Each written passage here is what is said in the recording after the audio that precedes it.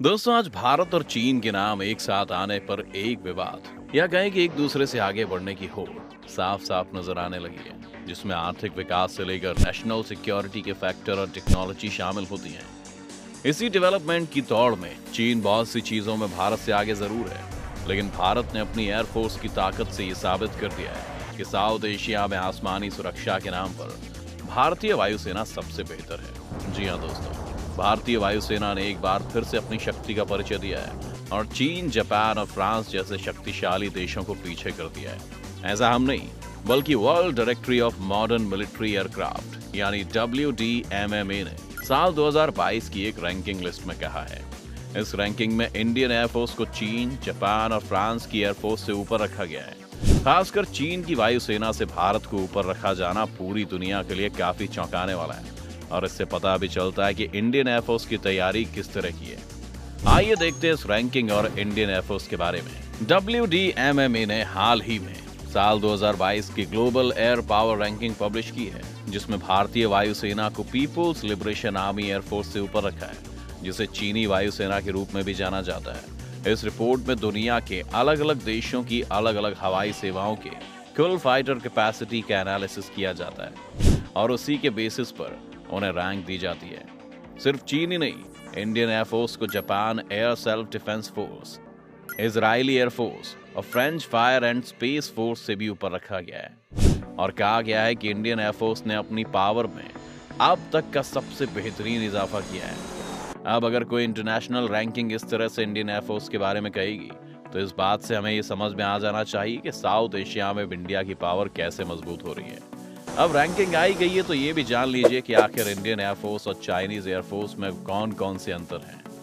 तो सबसे पहले दोनों देशों के सैनिकों की संख्या पर ही नजर डाल लेते हैं। बता दें कि भारतीय वायुसेना में करीब 1,40,000 सैनिक काम करते हैं। वहीं चीन इस मामले में भारत को बहुत पीछे छोड़ चुका है, क्योंकि चीन में इस समय करीब 4 लाख सैनिक एयरफोर्स में काम करते हैं। अब अगर दोस्तों आसमानी सुरक्षा के मामले में खुद को और मजबूत करने के लिए पिछले कुछ सालों में भारत ने कुछ बहुत ही बेहतरीन फाइटर एयरक्राफ्ट खरीदे हैं। रफाल एयरक्राफ्ट जिसका एक बेहतरीन एग्जाम्पल है।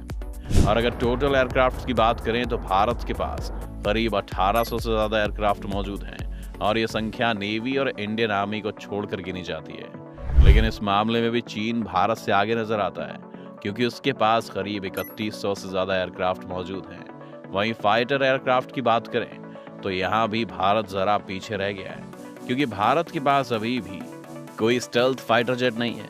अब सवाल यह भी उठता है कि स्टेल्थ फाइटर जेट क्या होते हैं। दरअसल ये वो फाइटर जेट होते हैं जो गुप्त रहते हैं, यानी कि इन फाइटर जेट्स को रेडार नहीं पकड़ पाता, क्योंकि इनकी बॉडी इस तरीके से और ऐसे खास मटेरियल से तैयार की जाती है जो दुश्मन के रेडार की तरंगों को सोख लेती है। यानी रेडार की तरंगे वापस नहीं जा पाती, जिससे ये दुश्मन की नजर में नहीं आ पाते। ये देखने वाली बात है कि भारत में अभी भी 4.5 जनरेशन के फाइटर प्लेन इस्तेमाल में लाए जा रहे हैं और भारत इस पर लगातार काम कर रहा है। जबकि चीन की बात करें तो शायद आप चौंक जाएं कि जहां भारत के पास एक भी स्टेल्थ फाइटर जेट मौजूद नहीं है, तो वहीं चीन के पास 150 से ज्यादा J-20 स्टेल्थ फाइटर जेट मौजूद हैं। टोटल फाइटर एयरक्राफ्ट में 1049 चीन के पास हैं, तो वहीं भारत के पास 180 के आसपास फाइटर एयरक्राफ्ट हैं। हेलीकॉप्टर के मामले में भी चीन आगे है, जहां चाइना के पास करीब 1350 से ज्यादा हेलीकॉप्टर हैं, तो वहीं भारत के पास सिर्फ 729 हेलीकॉप्टर्स हैं। इस तरह से आप पेपर और आंकड़ों में देखते हैं तो आपको चीन के एयरफोर्स भारत से कहीं ज्यादा बेहतर लग सकता है। लेकिन फिर आप ये सवाल जरूर पूछेंगे कि अगर ऐसा है तो इंडियन एयरफोर्स ने चीन को कैसे पीछे कर दिया। तो यहाँ पर ये देखना है कि आखिर ये रैंकिंग कैसे डिसाइड हुई और कैसे इंडियन एयरफोर्स को चीन और जापान से भी आगे रखा गया।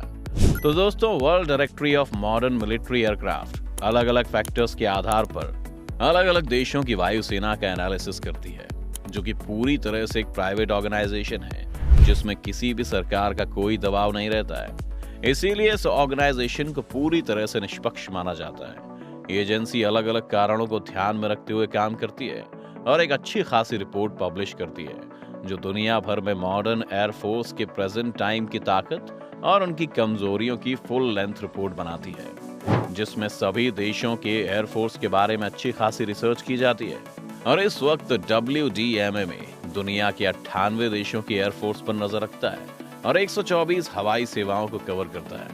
इसके साथ ही WDMMA दुनिया के 47,840 एयरक्राफ्ट को फॉलो करता है। भारत भले ही चीन से एयरफोर्स में कम हो, लेकिन इस रैंकिंग से पता चलता है कि भारत के एयरफोर्स में बदलाव और मॉडर्नाइजेशन कितनी तेजी से आ रहा है। इसी नई टेक्नोलॉजी और मेड इन इंडिया को एयरफोर्स में जगह मिलने के कारण इस लिस्ट में भारत को चीन से ऊपर रखा गया है। चीन के पास भले ही इस समय देखने में बहुत बड़ी वायुसेना हो, लेकिन उसमें बदलाव और नई टेक्नोलॉजी को लेकर उस तरह के काम और बदलाव ज्यादा नहीं हो रहे हैं। इसके अलावा अगर बीते कुछ सालों में इंडियन एयरफोर्स की बात करें तो उसके कुछ मिशन ऐसे भी रहे जिसने पूरी दुनिया को दिखा दिया है कि वो अपने दुश्मनों को नहीं बख्शने वाला है, जिसमें पाकिस्तान में किए गए 2 एयर स्ट्राइक को आप कैसे भूल सकते हैं। इसके अलावा बीते दिनों यूक्रेन से अपने लोगों को निकालने में जिस तरह से इंडियन एयरफोर्स ने काम किया है, उससे भी उसकी एक बेहतरीन इमेज पूरी दुनिया के सामने बनी है। तो दोस्तों, आप इससे समझ गए होंगे कि कैसे भारतीय वायुसेना ने अपने आप को एशिया में सबसे टॉप पर लाकर छोड़ दिया है। दोस्तों, आपको क्या लगता है कि चीन, जिसके पास इतनी बड़ी सेना है, वो भारत से कितने दिनों तक खुद को पीछे रखेगी? और क्या भारत को इस रिपोर्ट और रैंकिंग से ग्लोबल मार्केट में कुछ फायदा होगा? आप अपनी राय में कमेंट करके बता सकते हैं। साथ ही ये भी कि आप अगली वीडियो किस टॉपिक पर चाहते हैं। अगर आपको ये वीडियो पसंद आई हो तो इसे लाइक करने के साथ साथ अपने दोस्तों और रिश्तेदारों के साथ इसे शेयर जरूर कर दें। अगर आप ये वीडियो यूट्यूब पर देख रहे हैं तो चैनल को सब्सक्राइब करके बेल आइकन दबा दें। अगर आप फेसबुक पर ये वीडियो देख रहे हैं तो फेसबुक पेज को जल्दी से लाइक करें। फिलहाल के लिए इतना ही। अभी के लिए दीजिए हमें इजाजत। आपसे मुलाकात होगी अगली वीडियो में। शुक्रिया।